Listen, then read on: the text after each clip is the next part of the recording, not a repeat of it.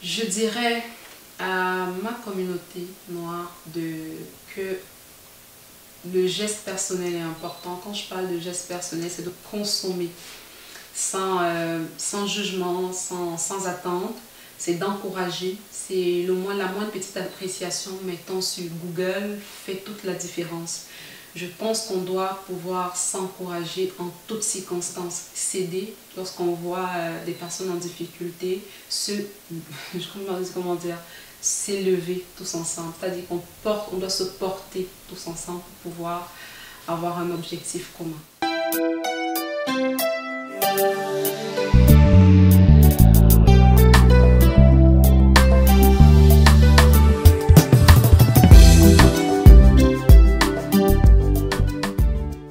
Chers téléspectateurs, bonjour et bienvenue à l'émission Flamme entrepreneuriale. Dans un cadre bien plus précis aujourd'hui, on parle de la semaine de l'entrepreneuriat. Une semaine qui promeut l'entrepreneuriat à travers des conférences offertes par des entrepreneurs chevronnés dans des établissements ici au Québec et au Canada. Alors, pour marquer cette semaine de l'entrepreneuriat, nous avons décidé de rencontrer plusieurs entrepreneurs et des entrepreneurs qui ont fait leur marque et qui aujourd'hui se distinguent dans la ville de Québec. La première que nous rencontrons aujourd'hui s'appelle Reine Mafotene. Elle a 2 salons de coiffure. Quand on parle de salon esthétique Foka, la plupart des femmes issues de la diversité savent de qui il s'agit et c'est vraiment un plaisir pour nous de la recevoir sur notre plateau. Bonjour Reine. Bonjour Prince Léal. Ça va bien? Ça va super bien et toi? Ça va très très bien, merci. Aujourd'hui, nous commençons avec la neige. Comment est-ce que vous réagissez à ça? J'ai déneigé avant de venir ici. Vous avez déneigé? Ben oui. Ben non, c'est sûrement votre conjoint qui a déneigé. Non, je dis c'est moi. Vous avez fini une journée, parce qu'on est en fin de journée d'entrepreneur, et puis vous êtes quand même venu aujourd'hui ici à notre plateau après avoir déneigé. Ben je n'aurais manqué ça pour rien au monde. Ok, merci Reine. Alors, pour tous ceux qui ne vous connaissent pas, qui est Reine, je dirais plus professionnellement parlant? Super. Bon, Reine est une jeune entrepreneur de la trentaine, c'est une maman, c'est une épouse. Et j'ai démarré dans l'entrepreneuriat il y a à peu près 2 ans de cela, en pleine pandémie. Ok. Et j'ai suivi ma passion. Comment est-ce que je suis née en tant qu'entrepreneur? Je suis née en tant qu'entrepreneur à l'école, sur les bancs de l'école. Et justement, la semaine de l'entrepreneuriat est d'autant plus marquante pour moi parce que c'est une semaine qui permet aux hommes de développer leur esprit d'initiative, d'innovation. Cet esprit d'initiative, d'innovation a été développé en moi à l'école, sous les bancs. Et c'est mon professeur d'entrepreneuriat qui m'a donné la chance de parler de mon projet en classe. Et justement, il a été sélectionné parmi les projets qui avaient été présentés. Et on a développé le plan d'affaires durant 2 ans, en comptabilité de gestion. Et puis ce projet a été choisi et le plan d'affaires a été travaillé sur 2 ans. Et au fur et à mesure qu'on travaillait ce plan d'affaires, Prince Léal, je sentais que c'était ma passion, je sentais que c'était ma place, je sentais que j'avais justement un esprit d'entrepreneuriat, une fibre entrepreneuriale. Justement, j'ai travaillé dessus avec 2 de mes camarades, les québécoises. Excusez-moi de préciser, quand je parle de québécoises, c'est parce que je suis dans l'esthétique, dans la coiffure.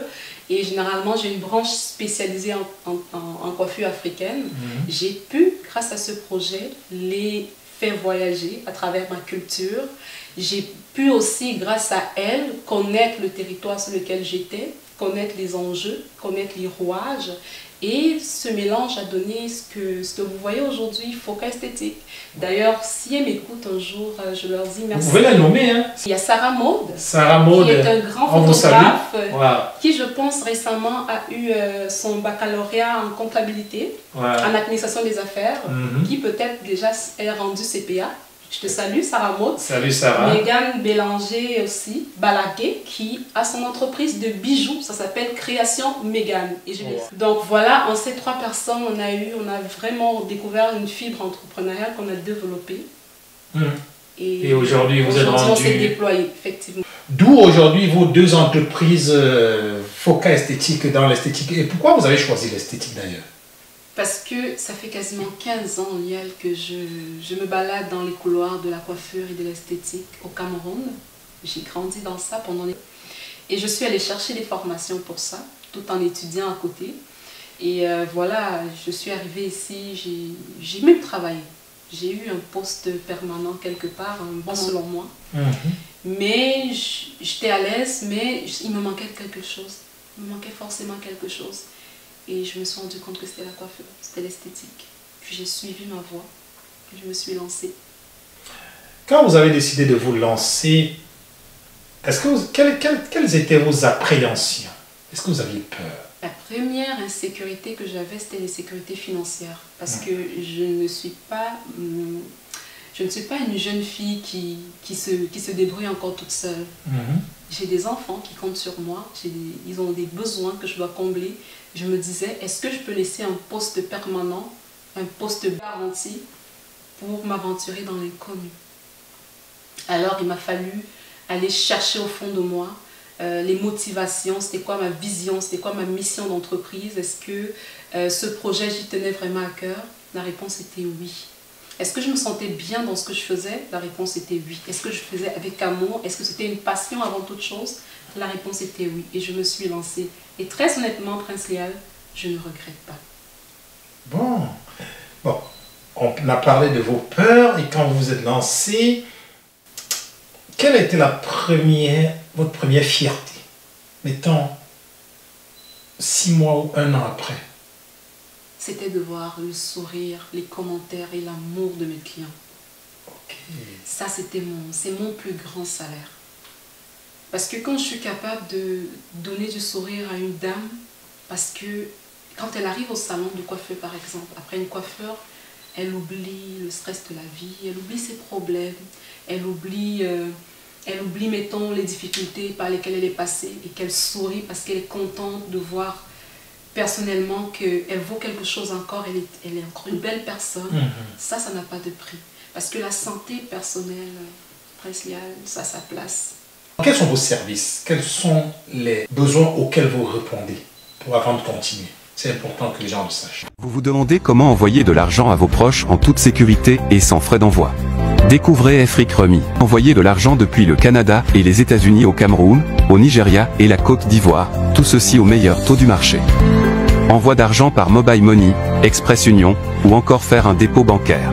Vous pouvez également régler vos factures d'électricité, d'eau et télévision via notre plateforme. Téléchargez l'application depuis Play Store et Apple Store.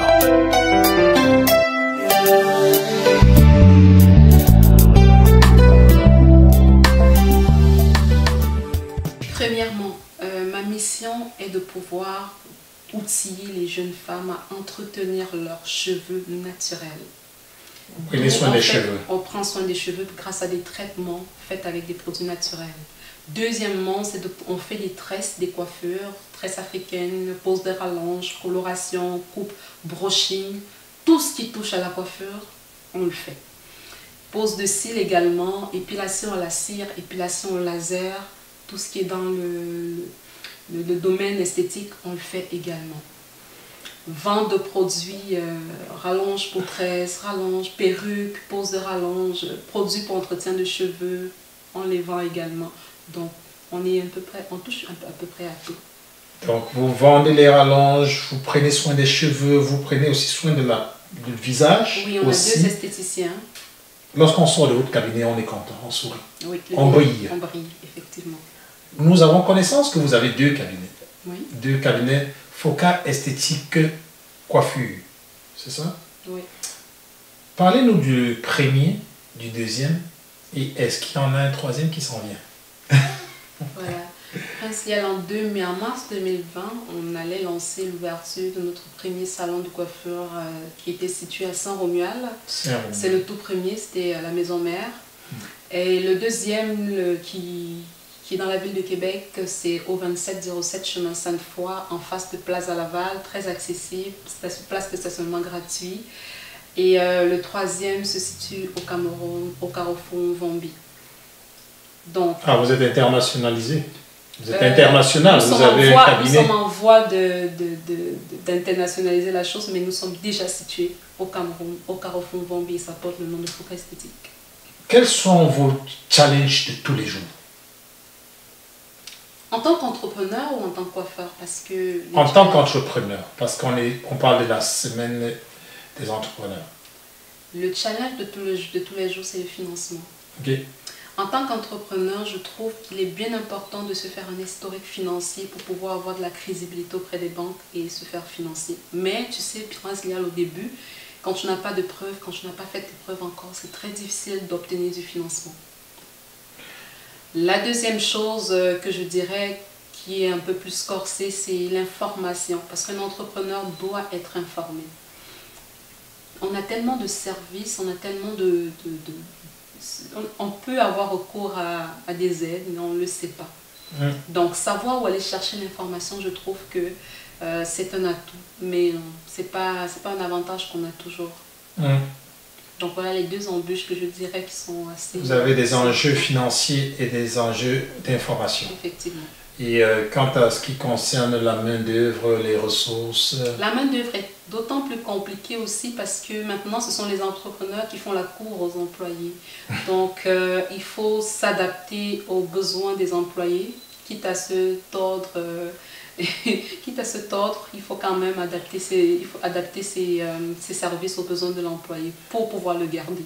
Qu'est-ce que vous avez fait déjà et qui n'a pas marché? Ou qu'est-ce que vous faites pour pallier à ces trois gros défis, à savoir financier, ressources et informationnels?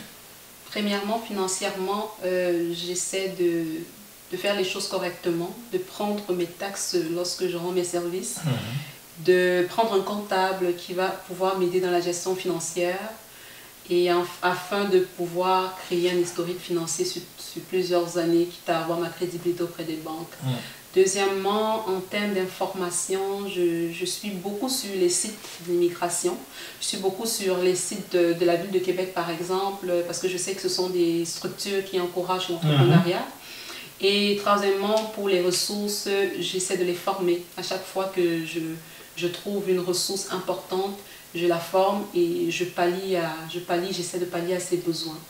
Est-ce qu'on sait que vous êtes issu des communautés culturelles? Est-ce que vous direz que vos communautés vous encouragent, vous accompagnent? À combien de pourcents est votre clientèle? Voilà. Bon, Prince, pour répondre à cette question, il faudrait que je consulte déjà mes diagrammes, mais à vue d'œil comme ça, je dirais que j'ai d'autant plus de clients africains que québécois, que blanches, que caucasiennes.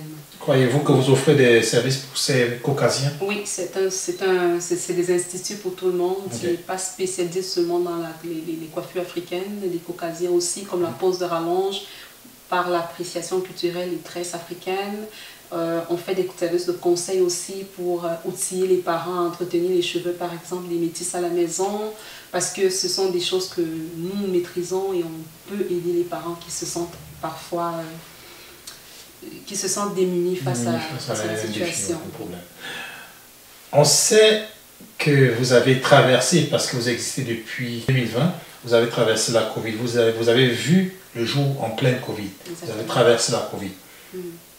Quelles ont été vos forces pour traverser la Covid? Adaptation. Adaptation. Est-ce que vous avez été secoué par la Covid? Tellement, oui. À plusieurs reprises, j'ai failli fermer, mettre la clé sur la porte alors qu'elle n'était même pas encore ouverte. J'ai failli démissionner. Mais je dirais l'adaptation. Par exemple, vous savez, dans la coiffure, dans l'esthétique, ce sont des services qu'on rend, ce sont des services, des soins personnels qu'on rend en personne. Là, il fallait s'adapter. Déjà, informer les gens que ce service existe. Créer un site web pour la vente de produits, par exemple. Il fallait également essayer d'aller chercher le financement, essayer de réfléchir, de peaufiner le projet. Donc pendant cette période de Covid, là, je me suis adaptée pour pouvoir survivre. Et comment est-ce que vous voyez le futur? Est-ce que vous surmargez actuellement? Quelles sont vos stratégies pour continuer, pour la relance, quand on sait que bientôt il y aura une récession? Je me dis la préparation sera mon plus grand secours. Parce que si je suis préparée, si je m'étais préparée à la Covid par exemple, et si j'avais ouvert avant, je pense que j'aurais mieux géré la Covid. Donc maintenant, je me prépare à toute éventualité. Donc c'est la préparation qui me permettra de faire face à la récession qui s'en vient et aussi l'adaptation, comme je dis. en face à toute situation, je vais essayer de m'adapter. Je ne vais pas rester inflexible à la société, aux événements qui seront face à moi. Croyez-vous rapidement comme ça, avec le vent qui souffle, le vent de discrimination qui souffle un peu partout dans le monde, croyez-vous que ou avez-vous déjà vécu cela, ou croyez-vous que l'un de vos cabinets ait vécu cela? Après, moi, je ne fais pas partie de ceux qui se victimisent en toute honnêteté. Sans se victimiser. Avez-vous déjà fait des faits ou croyez-vous que cela... En tout cas, quelle est votre lecture de ça? Moi, je dis le racisme existe. Parfois, il est visible. Mais c'est comment est-ce qu'on se comporte face à cette situation qui fait toute la différence. Moi, je ne pense pas avoir permis à quelqu'un d'être raciste envers moi. Je ne le permettrai pas. Je sais me défendre, je m'informe. Je dirais l'information surtout est très importante. Il faut s'éduquer pour pouvoir bien se défendre, surtout sans agressivité, face à une certaine oppression, face à une certaine attaque. Donc, pour moi, le racisme, je me prépare au jour le jour à pouvoir me défendre face à ça. Mais vous n'avez pas encore fait l'objet? Je n'ai jamais fait l'objet de racisme pour le moment. Sur un autre plan, que pensez-vous de l'entrepreneuriat féminin? Est-ce que vous croyez qu'il y a assez de femmes qui entreprennent? Est-ce qu'elles sont assez accompagnées ici à Québec? Quelle est votre lecture?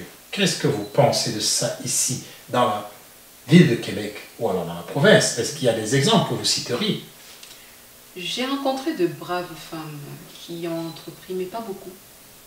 Je dirais qu'on pourrait aller, le nombre pourrait aller grandissant si on se donnait les moyens, si on se créait un réseau pour pouvoir aider les jeunes entrepreneurs, femmes. Je parle des femmes parce que tu m'as parlé des femmes. Si on se créait un réseau d'entraide où les aînés aideront les plus jeunes, le nombre serait beaucoup accru. Parce que oui, j'ai rencontré des jeunes aussi qui veulent entreprendre, mais qui ne savent pas par où commencer, qui ne savent pas à quelle porte toquer, qui ne savent pas comment s'informer. Vous en connaissez? Oui, j'en connais beaucoup. Tu sais, j'ai un salon de beauté, d'esthétique, je vois des étudiantes passer, je vois des avocates, je vois des médecins, je vois toutes sortes de personnes, toutes sortes de classes sociales passer. Et c'est la même problématique. Est-ce que vous formez des personnes actuellement?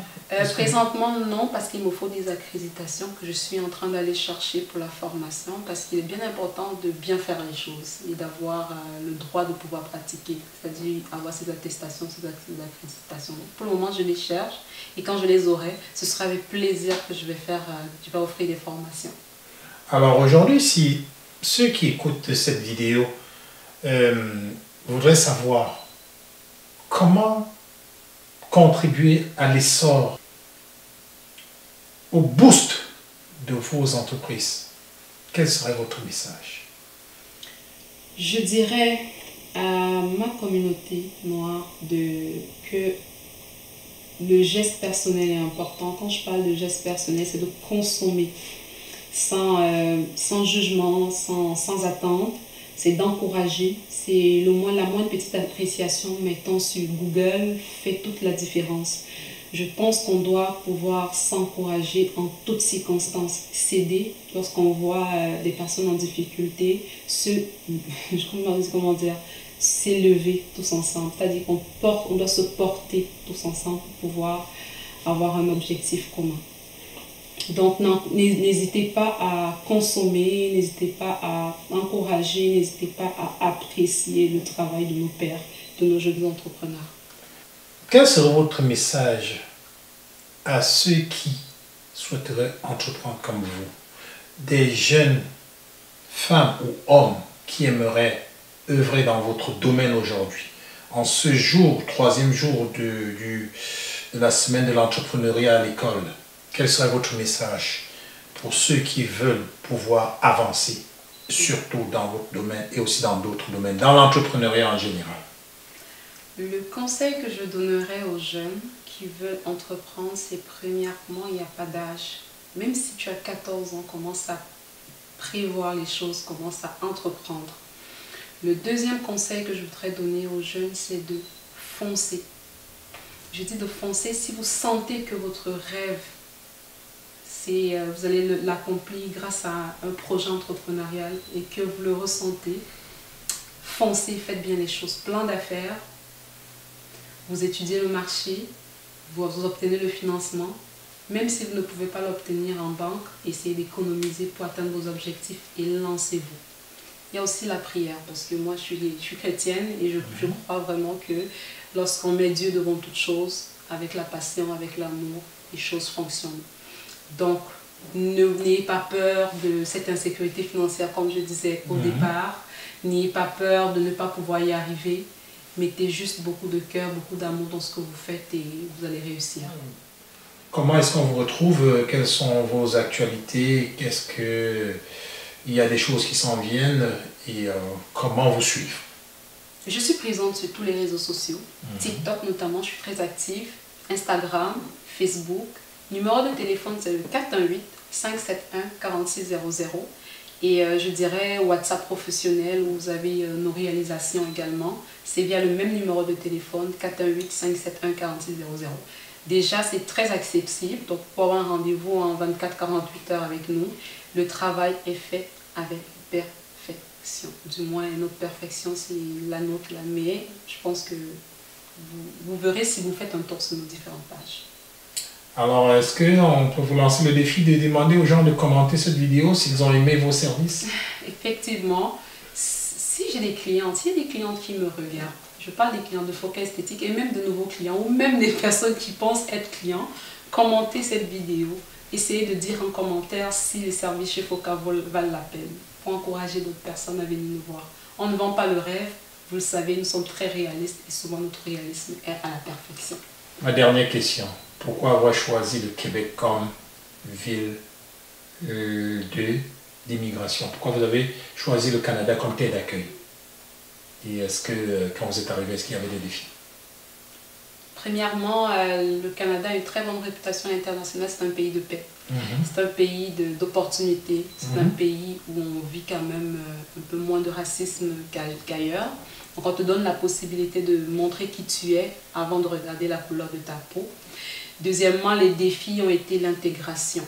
Les défis ont été l'intégration parce que c'est deux cultures différentes, c'est deux environnements différents. Et puis le climat aussi qui joue un très grand rôle dans l'intégration.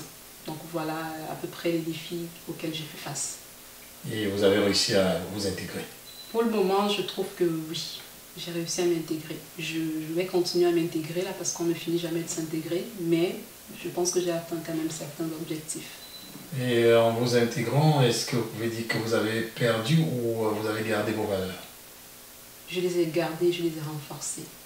Parce que maintenant j'ai la connaissance de la différence. Ça fait en sorte que j'apprécie mieux ce que j'avais et que je le conserve avec amour et fierté. Tout en prenant aussi la culture dans laquelle je suis. Recommandation à ceux qui veulent venir au Canada, pour terminer? Je dirais que si vous voulez revenir au Canada et que vous avez les capacités intellectuelles, physiques, peu importe, pour y arriver, je vous recommande de venir. Ce n'est pas facile, hein. Le Canada, c'est pas un pays où on cueille l'argent. C'est un pays dur, il faut travailler dur pour pouvoir s'en sortir. Mais c'est un pays d'opportunités où si tu as si tu as des performances, si tu as des qualités, on va pouvoir les accepter et tu seras récompensé à ta juste valeur. Le meilleur secret pour s'intégrer facilement? L'ouverture d'esprit. Parfait. Voilà. Chers amis, chers téléspectateurs, c'est par ces mots, ouverture d'esprit, que nous avons terminé notre entrevue aujourd'hui. Une entrevue qui rentre dans le cadre de la semaine de l'entrepreneuriat. Madame Foka Esthétique, ou alors Madame Reine, nous a illustré un tout petit peu des avantages de pouvoir bien sûr être un entrepreneur intégré, un entrepreneur organisé, structuré, et surtout le message, c'est ensemble, seulement ensemble, que nous allons facilement réussir. Tout seul on va vite, mais ensemble on va très loin. C'était Florent Lial, au plaisir de vous parler, et bien sûr notre prochain invité entrepreneur, c'est demain, et c'est un entrepreneur que vous connaissez. Ciao.